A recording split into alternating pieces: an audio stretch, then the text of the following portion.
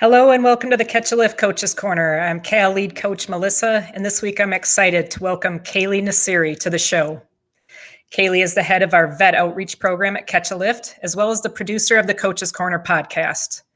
Today, Kaylee and I will be discussing her background, the special connection she has with Catch a Lift, vet outreach, and finally, Kaylee will be taking us behind the scenes for how an episode of the Coaches Corner podcast is created.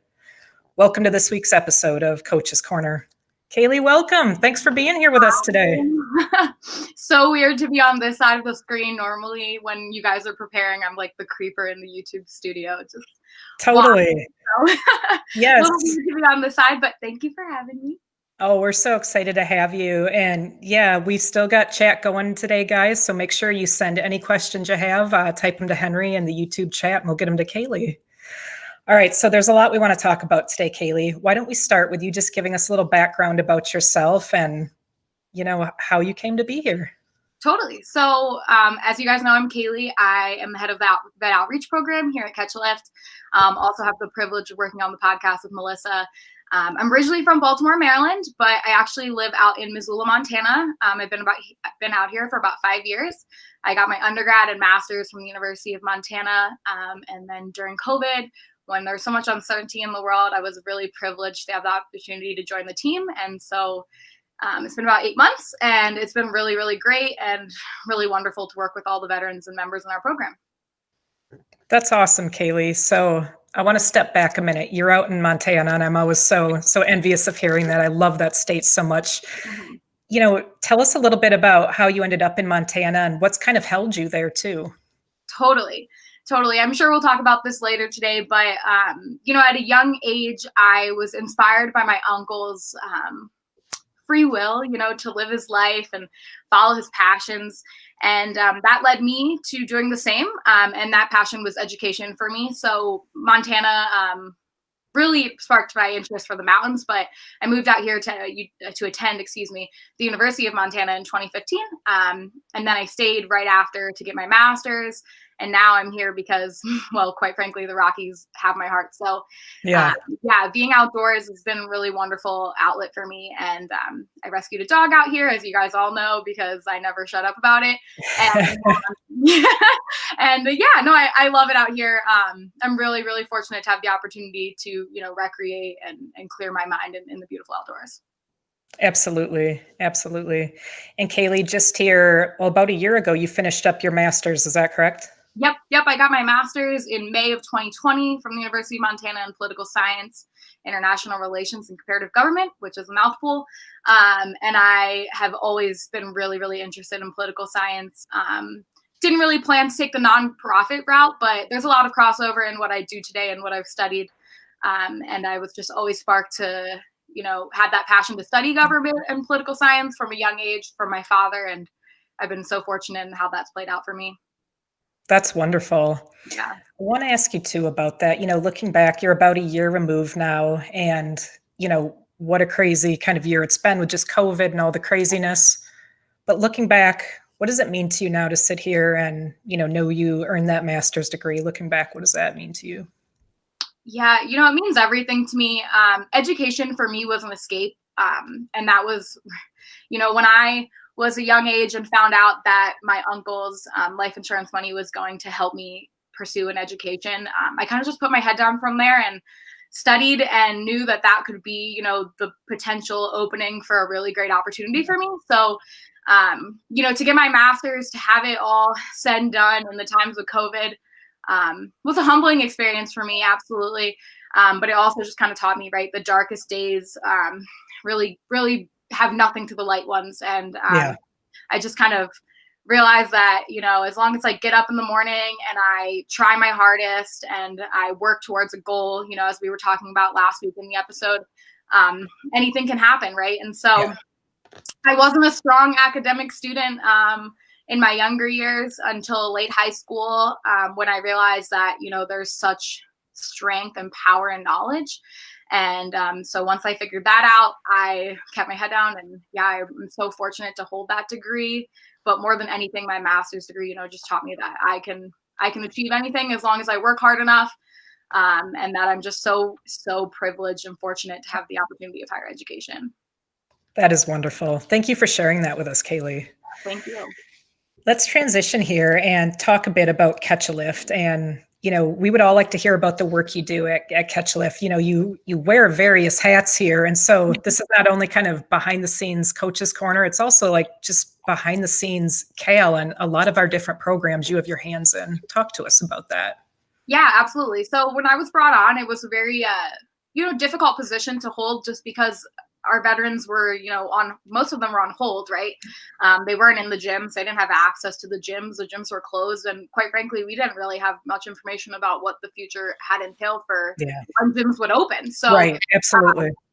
I was really fortunate when I took on this position. I had an individual working below me that was a wonderful college student named Will, and him and I, we just made calls after calls. We called everyone we could, connected with people, and that was honestly the first moment that I realized how powerful this program was. I've always been a part of Catch a Lift, but a part of it in the sense that I was always cheering on my aunt because she was so remarkable in everything that she's accomplished. But this is firsthand where I was seeing the impact of the program, talking to people.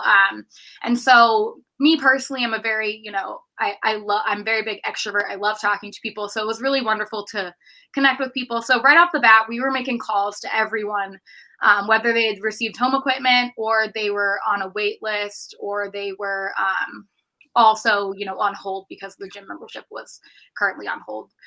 So that was really big, I hit the ground running with that. Wow, you really did. Oh my gosh. And that was really, really great for me though, too, because it really helped me understand kind of more of my role. But as time kind of developed, we all wear so many hats here. We're a small but extremely powerful team. And so, I then was, running the chat for the podcast and was kept hinting to Lynn that I wanted more to do at the podcast. I was like, please put me in. I want to do this. So as the vet outreach program kind of expanded, I also train volunteers with Lynn. And, we have a lot of really wonderful volunteers all over the country that call veterans. So I oversee that. I produce a podcast, which honestly is one of the biggest privileges of my life right now. I love, love, love making episodes, but more than anything, that 30-minute, 40-minute call that I get with Melissa and the veterans to talk about their story is, quite frankly, the best part about my job, because it's so powerful to know the people that we serve. And so it's so powerful for me to know them personally. Yesterday, for instance, we had 2 calls in the afternoon, and I just feel like I know those people now. I feel like I can better represent them. And so that's so great. And then in the coming weeks, we'll be opening up the wellness program again, and I will have a large part in that application process. So I'm really excited about that. So it's great to, kind of grow with the position and grow with the team. We never know what the future will bring. So we're very adaptive. Yeah, I know, right? It's an ever-changing kind of evolution, almost like of the program, just as life continues to change in the world. So it's interesting, and it's definitely a humbling experience to be a part of. Totally. So I want to go back, Kaylee, and talk to you about, when you came in. You obviously, you had background of CAL, like you said, and you've always been a part of it, but it was, I don't want to say outside looking in, but, you were there in this, family capacity and kind of support person in that way to Lynn and the whole entire Coughlin family. You come in, you start making these vet outreach calls. And, for anyone that's ever called our vets, they know what a powerful experience that is. And, with everything that was going on at the time with COVID and lockdowns, did it change the way you kind of viewed the world, or at least our veteran population, as you and Will were making these calls? Absolutely. Absolutely. So as a person who's suffered from, depression, anxiety, I can absolutely relate to isolation, but not to the caliber of the members of our community, and definitely not to the caliber of the veteran community. So I think COVID really, it helped me personally acknowledge what it feels like to be isolated. To think about it for a second, for a year, for about a year now, we've been in this situation of, quarantine and isolation. And it kind of put into perspective for me, we've been doing this for 11 months, but these individuals have been doing this for years. And so Absolutely, absolutely. It's definitely allowed me to acknowledge what it's like, minimally, right? Because I can Yeah. really never know what it's like to be someone who's, made that sacrifice and served our country. But yes, COVID allowed me and will, to kind of just understand, sometimes we were calling people and we were the only person that they were hearing Yeah. from. And so I think that's really important. I spent some time like on an afternoon talking to people about gardening or talking to Yeah. people about, things that they wanted to talk about. So Yeah. um, I think it allowed me to slow down, but it mostly allowed me to really work on my ability to listen, right? Because a lot of the times these individuals just want to be heard. And, that's a really important part of this program and part of the community that we're building. It is. It's always really exciting, like, when I talk to a veteran and they'll mention, they're like, I recently I had a call from someone at Catch Lift, like, and they'll a lot of times be like, "I can't remember who it was, but they were really nice, and, they asked how I was doing, and, like, it seemed like they care." And we hear this time and time again from them. They get these vet outreach calls from, yourself or volunteers all throughout the country, and what they take away from it is this person that cared about them and showed them warmth and listened, and, it's an absolutely beautiful thing. Totally. Um, And we and I do a good job following up too. So Yeah. like, I think the thing is Yeah, if, talk to us about that. So, Kaylee, what happens after a vet outreach call? Go through yeah, that. so it's really interesting. So we have a really awesome program that was put into place by our wonderful IT guy, Henry, who we accredit for everything Yes, because he's phenomenal. for But sure. so if a volunteer makes a call, and I do as well, but we submit a survey. And so it comes to an email account and it'll tell me like, Jim Smith is doing really great, but wants more nutritional help or something of that caliber. And then I have the capacity of saying like, hey, X team member, Jim is doing great. He talked to so-and-so, but he needs this. Let's, get on that and help him. And it could vary from that to like, John's dog passed away yesterday. And I really, really don't enjoy that kind of news, Yeah. but really enjoy the opportunity to take, a pen to paper to write a personal card to somebody. Right. Now that I'm like an adult, I use that because I don't feel like it. But now that I'm, more of an adult, I understand the fact that I don't ever really get mail unless it's a Yeah. bill or Yep. something I don't want, right? Like junk mail. And so I think it's so wonderful, to get a written note from somebody on the team It to is. acknowledge that I took that 5 minutes to think of you. And I think that's really special. And that's something that I really love doing, but it's also something I learned from my family. My family are big card senders, but my Aunt Lynn is very, very sweet and thoughtful in that sense too. Yeah. And so that really emulates the community that we're trying to build here, right? We're family. So, Yeah. I think that's really special. And I've really had the wonderful, wonderful time doing that. It is. And that's, I think it's a really interesting thing for everybody to get to know. So that outreach doesn't end with just that call, that our wonderful, team of volunteers and staff make, that call is made. Like Kaylee said, this survey is generated. It goes into the veteran's case. And from that, we're really able to serve that veteran better. Like she said, if that veteran identified, maybe they need nutrition or fitness help, it'll get kicked over to me and we get it to one of our volunteer coaches or mentors that can help that veteran. If there's a different, specific resource that they're struggling with, we get them, provide whatever we can in that way, or at least get them in the direction where they can get proper help. And that's just such a wonderful thing. And a lot of times, bigger things spur from that call. We get people with a coach they need or another team member, and they can really push forward. So that's Totally. And that just perfect opens thing. up an opportunity for further communication. Yes. Similar to like our, testimonial challenges that we run. They're so wonderful because one, we acquire testimonials, but two, I get, same thing as like these 40-minute calls, I get more of an idea of who these people are. And when someone sends me a message like, this is how the program helped me, it allows me to open that dialogue and say like, wow, thank you for sharing these words with us, but also like, how can we better serve you, and also how can we better highlight you in our program? Yeah. So it's really, really wonderful. And like I said, a big part of my job is really communicating with the veteran population, and I love that. So Yeah, that's certainly a wonderful part of it. So skipping over here kind of to Coach's Corner, because it really ties into that. And, I'll take people back to March of 2020, which I know is like kind of a cold water to it's cringeworthy. It's cold water to the face. I think we all have that gut reaction when we think of March of 2020. The gym shut down. Cal, had to freeze that grant part of our program because just nothing was happening. But what we identified right away, along with vet outreach, was that, our veterans are in a very tough position right now. They're, for a lot of them, really their main source of recovery is that gym, is that community that they build there, and it's been taken away from them. We knew we needed to better be able to reach out to them, communicate, and have a way for them to really personally interact with us. And, end of March, that's really what the Coach's Corner was born out of, was that opportunity to have that set date and time, for about an hour every week where, we're going to be there. It's definitely evolved a bit over the past 9-10 months, from that to it's given us a platform and an ability to really help veterans tell their stories.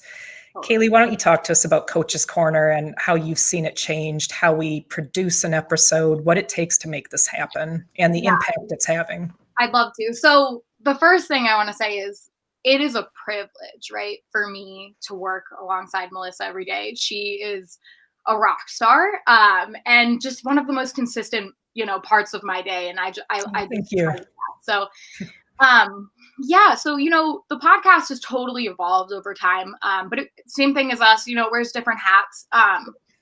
For me, what I love the most about it is, right, we're giving the veterans, the members of our program, and really everyone, a platform to tell their story. And the reason why that's so important is because a lot of the members that I communicate with, they're like, my story is not significant. I'm not important. Yep. I signed up and I did my job and I don't need to be applauded for that. Right. But here at Catch a Lift, we don't believe that, right? We believe that every story is important. No story is too insignificant. We find such power from the stories that we hear. And so I think that the big thing for me is, we tell stories that our members will resonate with. We tell stories that show our individuals' growth, which is so cool to hear. Oh my gosh, it's amazing. And, it's a place for us to heal, grow, heal together, have this community, like you said, in March when you guys didn't have anywhere to have that camaraderie, to chat, to connect. It's a place for us to connect and grow together. And so kind of a little bit about how we write the episodes, but whether it's from a testimonial or an email, a call, we connect with members and we say, Joe Schmo, for instance, you have a wonderful story, right? Like this story can empower so many people. Let's talk about it. And so that all starts with a 30-40 minute conversation with Melissa and I. Like I said, these are my favorite calls to make. And I kind of feel like I'm back in school because I'm like diligently taking notes about these people, which I love. And from there, after that 30-40 minute conversation, we kind of have an idea of subcategories that we'll discuss, and we kind of, tell the individual, hey, I think this and this will be great. And then from there, we kind of have a really creative process where Melissa and I have both, share the joy for the outdoors. So normally after a meeting like that, I get outside for a little bit. I think about how to present this person's story, but I also think about how it can be presented so that other people can relate to it. And so then from there, we write an outline and then a script. And then we present it to the guest, make sure that, of course, they're comfortable with everything we're speaking about, if we missed anything, and then we kind of go from there. And so the really great part is the open dialogue, right? Because I don't think life isn't scripted, right? Like, we want it to, sometimes we really want it to be, but it's not. And so we have a general idea of where we're going on the shows, what we want to talk about, what we want to hit on. But we let the person be them because that's why we love them, for being like authentically them. So, absolutely. I think that answers most of your questions. But it's a really creative and personal process, right? So it's really personal to the person that we're highlighting. Yeah, no, absolutely. And what I really want to highlight there too is what you said, One of the things that probably breaks my heart the most, or just, it always feels like a kick to the gut when people say it, like, I didn't do anything special, there are so many people that did so much more. And I'm just like, oh my gosh, you did something, number one, right off the bat, that our veterans, they served, in war. Less than 1% of our population does this. You did an extraordinary thing, regardless of whatever capacity it was in, what time frame. I mean, it's an amazing thing, and you do deserve thanks. And I know from my own personal story, there's so much healing to be had through, having outlets to be able to tell your story in whatever way you're comfortable doing it. Absolutely. And so everyone's story is significant, and it resonates with different people. And, it might be just one thing you say, but it might be enough to really spark a change or hope that someone desperately needs. So, we definitely want to, echo that again. Every story is so significant, and, we encourage our veterans, if it is something you're interested in, to tell your story, or if there's something specific you like to talk on, reach out to Kaylee and myself, and we'd love to meet with you. We want to, I'm not sure if we talked about it yet, but I want to kick it out too, because something I know we're both really excited about for this year with the Coaches Corner. The third Wednesday of every month, we will obviously still have the Coaches Corner, but we're going to run it like a soldier session. And soldier sessions are something that have long been a part of Catch a Lift. They used to be obviously in-person events, that catered to businesses or corporations. We would bring in a couple of our veterans, and they sit down and talk with the employees, about their experiences. And they're really a powerful thing, but we're going to be bringing that to the Coaches Corner. It'll be almost like a panel discussion, similar to what we did on Veterans Day. But it's just a way to share more stories, help bring in more of the civilian population to see and hear from our community and what they have to offer. So I know we're really excited about that too. Totally. And that'll give people the opportunity, of course, if they're not comfortable being like, the main attraction, right? Yep. To have an outlet to share their story, but in a smaller capacity, it's still just as powerful. We're super excited about that. Yeah. Do you want to touch on a little more, Kaylee, kind of our vision for the show for 2021 and what viewers can expect? Yeah. So we are so proud of what we were able to accomplish in 2020. Starting a podcast isn't easy, but to accomplish putting out 33 episodes, brand new episodes, we were very, very proud of that. So for 2021, we want to keep that momentum going. And so we're super excited to continue to bring new shows to you every Wednesday live at 1:00 on our YouTube channel. But the reason we want to also go to streaming services in the coming weeks is so that you guys can also do the things that we all love to do, like, be fit and listen to the podcast with more ease on Spotify or Google Play or other streaming platforms. So we're really excited about that. That will be coming, and we're very, very eager about that. And then we're also really eager just about having the opportunity to tell more stories about our team members in the coming year, have the opportunity to do these like simulated soldier sessions on the third Wednesday of every month. And then, of course, as always, in between, we'll be telling the wonderful stories of our veterans. We are hoping to have a new look in the coming weeks, which will be really exciting as well. So lots of really cool things happening with Coach's Corner. Yes. We want to keep that momentum. We want to keep growing, and we want people to hear these stories, not just members of our community, but the people outside of our community. Yeah, absolutely. There's something for everyone to be gained from it. And I think anytime, just to broaden it out a little bit, that scope, anytime that you can create a bridge between that veteran population and civilian population, it can only do good for both of them. And that's something, Catch a Lift has done such a brilliant job of throughout the years, with their different in-person events, Warrior Fit weekends and such, bringing that community together, civilians with our veteran population and blending them together. So we're really excited, to take that to the virtual space, and continue bringing to everyone around the country Catch a Lift in, the best possible capacity we can. Totally. So Kaylee, wow, we got to ask you about Catch a Lift. Okay. Yeah. So, we alluded to it in the beginning. You're obviously a member of the Coughlin family. Talk to us about that and Just kind of tell us your family background to start, and let's kind of work in there. Yeah, absolutely. So my mother is one of the siblings in the Coughlin family, and she, obviously is related to Lynn, and Chris was their youngest brother. So very, very familiar with the Coughlin family.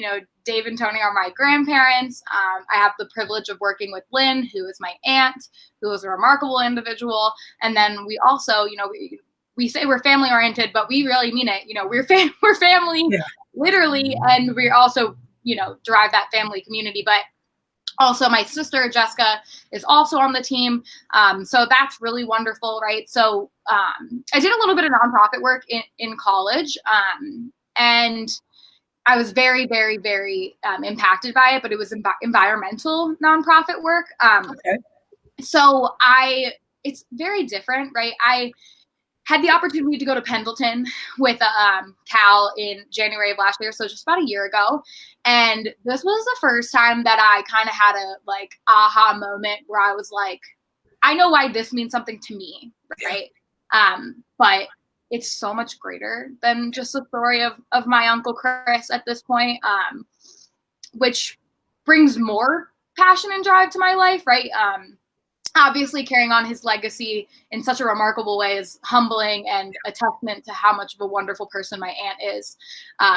But more than anything, it's really powerful for me because it's not about him anymore. It's about these members and these veterans that are still here that we need to serve. So I've been really fortunate to have that emotional connection to Cal ever since the early days of, I used to attend the Baltimore fundraisers back when I lived in Baltimore. But so it's pretty remarkable to carry on the legacy of in such a powerful way, in such a bigger than him way. Yeah. And you touched on it some, but so sitting here today, what is it like to look at this body of work that Catch a Lift has over 10 plus years now, to see that impact that Chris's life had, and then through his death, I would certainly say giving life to many others. Absolutely. So the impact is farther than I think anyone could have ever imagined when Lynn was starting this in her basement. But just the fact that it's kind of, we've created almost not a household name, but almost a household name in the veteran community. Yeah. So I actually, when I graduated college a couple of years ago, the first time, my grandparents and I were here in Missoula, Montana, which, very small town, at a good food store, local little grocery store, and someone walked by wearing a Cal t-shirt. And my grandparents and I were just deer in headlights. Awesome. Yeah. We didn't know this person. Later to find out that they are one of our funded members here in Missoula, Montana. But that's awesome. Oh my gosh. Just things like that where you realize, it's we're reaching way more than we realize. Yeah. So that's really powerful.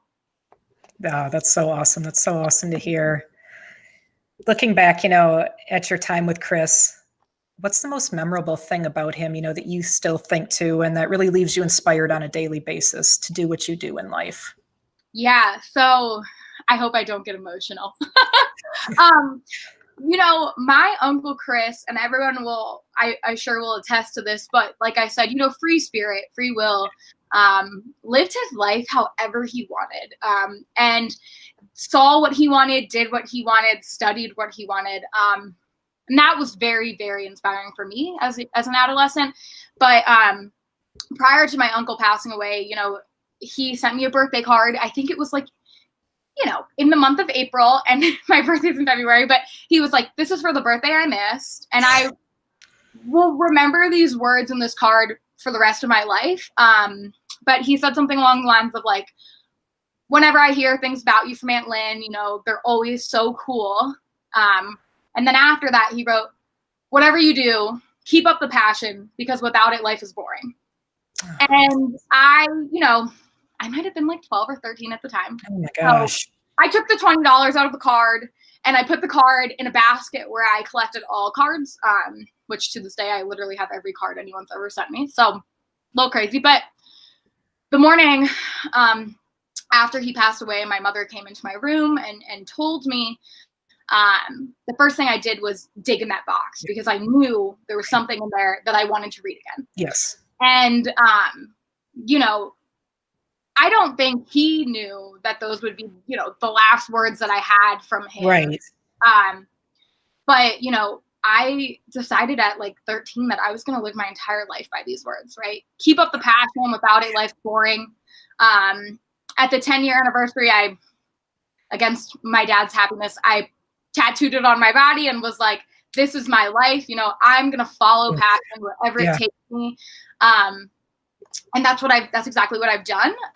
And so, I'm inspired by my uncle every day. I'm inspired by the sacrifice he made for this country. But more than anything, I'm inspired by the person he was, how incredible of a listener he was, how creative he was. And so, I follow my passion every day, just like he did in his life. And like I said earlier, in the still moments of my life, in the peaceful moments in the mountains is when I feel most connected to him, because I just felt like he was searching for this bigger picture in his life. He was searching for peace, I think, more than anything, and the ability to be creative and learn and collaborate with people. And so, I was searching for peace when I took the plunge and journey to move to Montana. Right. And I still am in some capacity, but I feel like I found that peace while searching for him. And so that's been really, really powerful for me. The day I finished my master's, COVID's going on. I had experienced a lot of life changes at that time. It was a really cloudy day here, and I was sitting at my dining room table, and I'm not a person who believes in signs. I'm not a religious person either. But I submitted my final paper and of course had like a good happy cry because I was like, hopefully I passed. Gosh, yeah, right. And the sun peeked through the clouds. And for that moment, I just thought, that's Chris being like, you did it. You did it, Kay. Like that's, how cool, to be 24 years old and accomplish that. So, I'm always keeping up the passion because quite frankly, life is boring without it. And I love that. Yeah. Finding passion in everything you do is, just derives a whole different type of work ethic. Oh my gosh, that's so true. And right, you can apply that to anything. I love that. Thank you for sharing that with us. Yeah, thank you for terrific. Me. Oh my gosh. So let's talk about your fitness journey, Kaylee, because you've had quite the fitness journey, this past year. Let's kind of start at the beginning. Did you have kind of a fitness background or anything kind of coming into your? No. Okay. When we're in our meetings and they're like, so-and-so met their PR, I'm like, but then I'm like, I don't think I have a PR, right? COVID, much like for everyone else, right? I was terrified. Terrified more in the sense that this is the first time in my life I was seeing the effects of not living close to my family.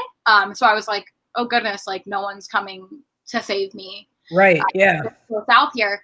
But more than anything, I was terrified about the time to stand still. So I'm sure, as you can tell, I'm, like all over the place, like super fast paced, doing everything at once. That's just kind of how I've always been. And so I was terrified about that downtime to acknowledge some very prominent downfalls in my life that I needed to, figure out. So, right. With that, I took the time, which, normally for a person, any person, right? All this downtime is normally not a good thing, but I took it and I decided to make some very big life changes, adjustments to my everyday life. And that first started with absolutely eliminating the consumption of alcohol. And so I did that, and I began 75 hard, right? So I'm a runner. I love to run. It's how I blow off my steam. That's what I do every day normally. Since it's not really winter in Montana this year for some reason, I've had the privilege of running outside up until this point. I thought 75 hard, right? I work out twice a day, once outside for sure, which I was like really excited about. So 2 hours a day working out, no alcohol, eating healthy, drinking water, taking progress photos. I thought, yeah, I can do that, right? Like I'm 24. Yeah. I think maybe I can handle it. It was very hard. It was very, very hard. 75 days straight. But I accomplished it, and I was super, Awesome. super proud of myself. And then I kind of thought, well, why stop now, right? I've done 75 days. I'm going to be very honest that I do not work out twice a day now. But I found such peace in being outside for that second portion of the workout of the day, whether it was running with my dog or hiking with my dog.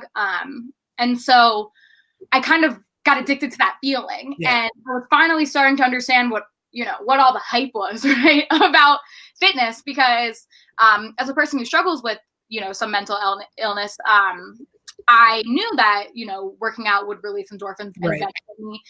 Of course, people have said that to me throughout my life, but it's different when you finally feel that, and then you just kind of get addicted to that wonderful feeling. So I started in June or July actually. And today is 167 days of working out straight. That's which awesome. I'm not really sure what the end goal is there, to be honest with you. I don't know if when I plan to stop. I kind of figure eventually there's going to be a rest day in there and I'm going to love it. But it's really just allowed me to see life from a new perspective, right? So I have that time outside every day when I'm running or hiking with Wilson or even walking with Wilson.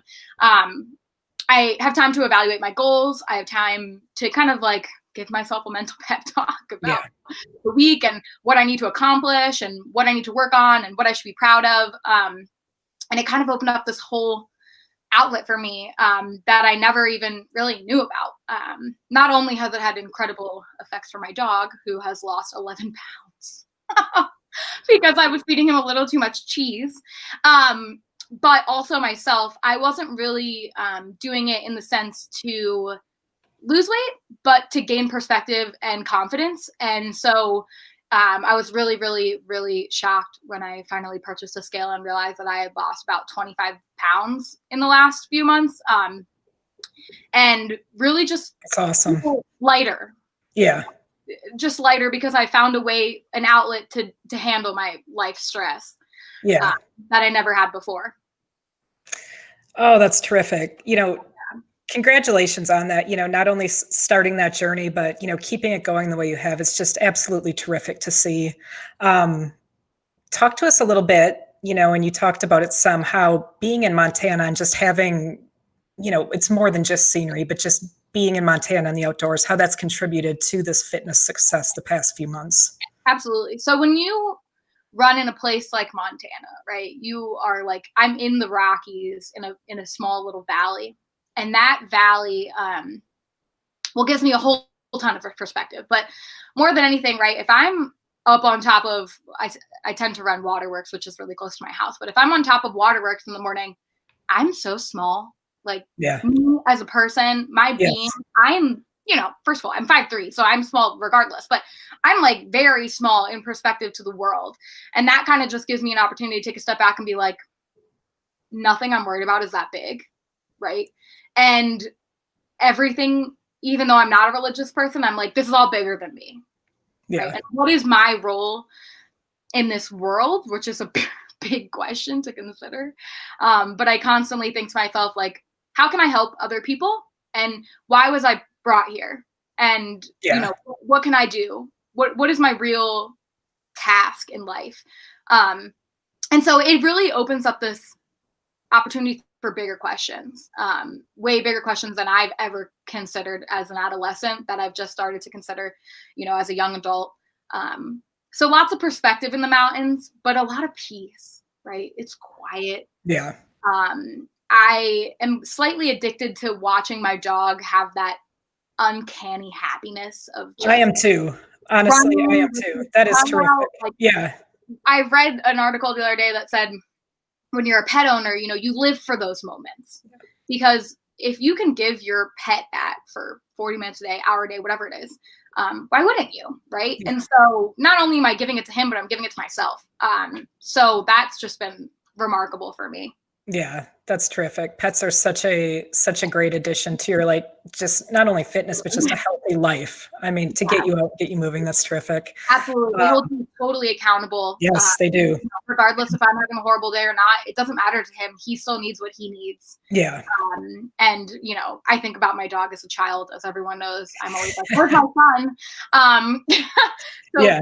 I actually worry about the day that I do reproduce. But yeah, no, it has given me a lot of drive, and I felt that in the last few years when I was making irresponsible decisions, when I wasn't focused on my growth or my well-being, my fitness, just my emotional health, I wasn't worried about my dogs either, and Yeah. I was really disappointed in myself that I had let that fall, simply because I love him so much. But when we love and care about something, we invest time in it, and so Right. exactly what I decided to do. I know, that's terrific. Kaylee, how has, working with our veterans, getting to know them, seeing their progress, how has that helped you keep going through tough days when you look at your own individual fitness journey?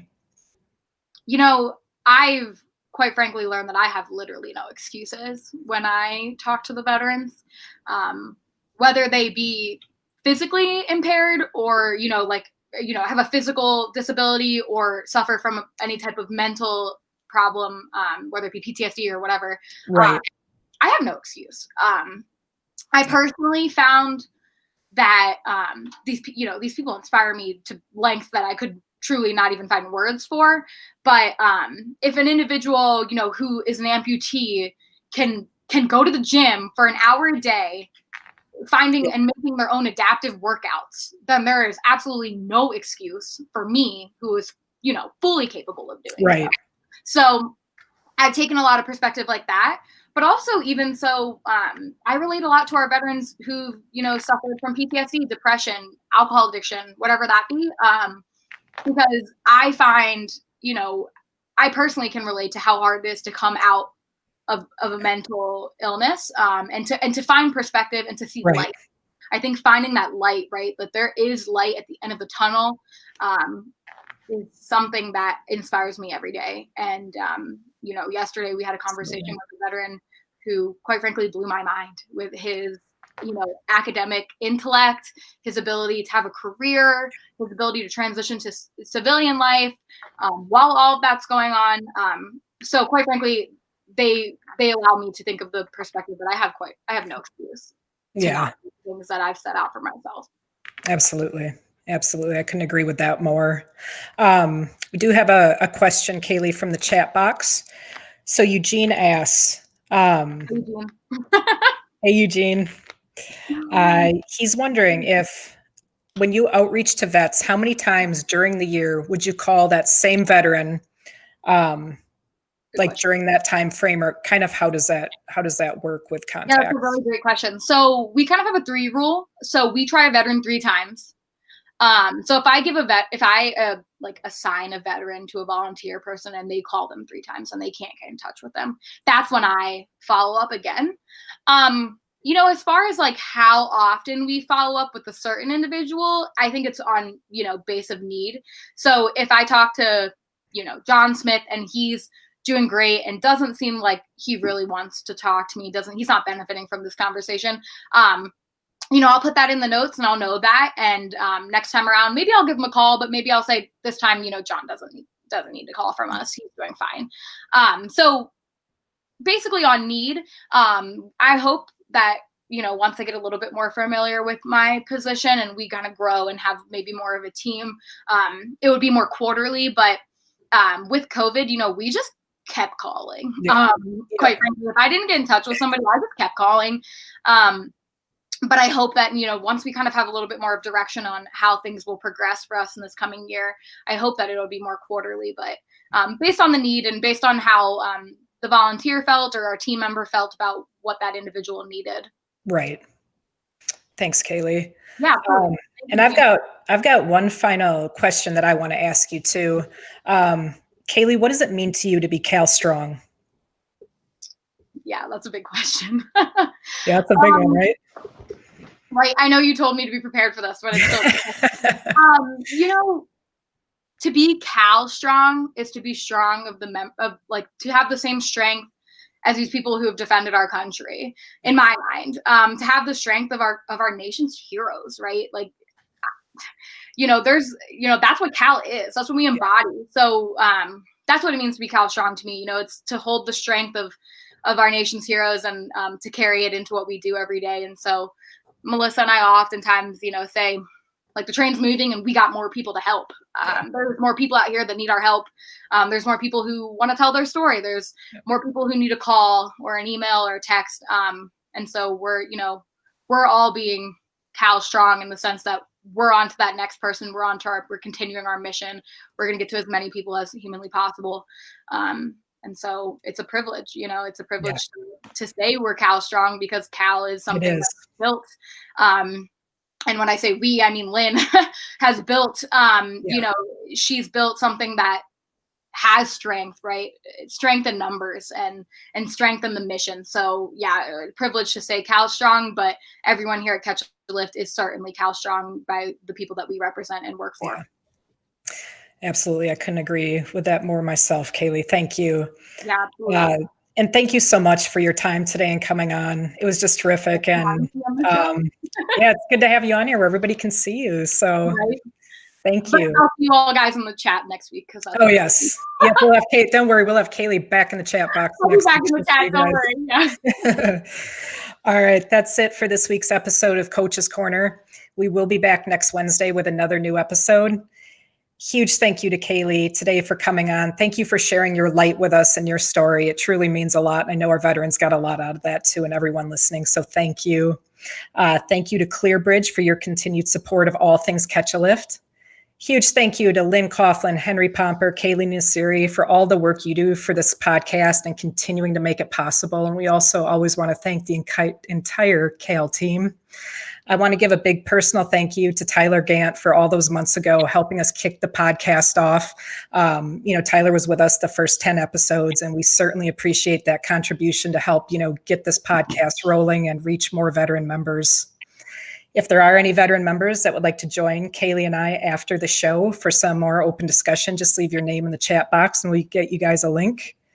And until next week, keep it real and stay Cal Strong.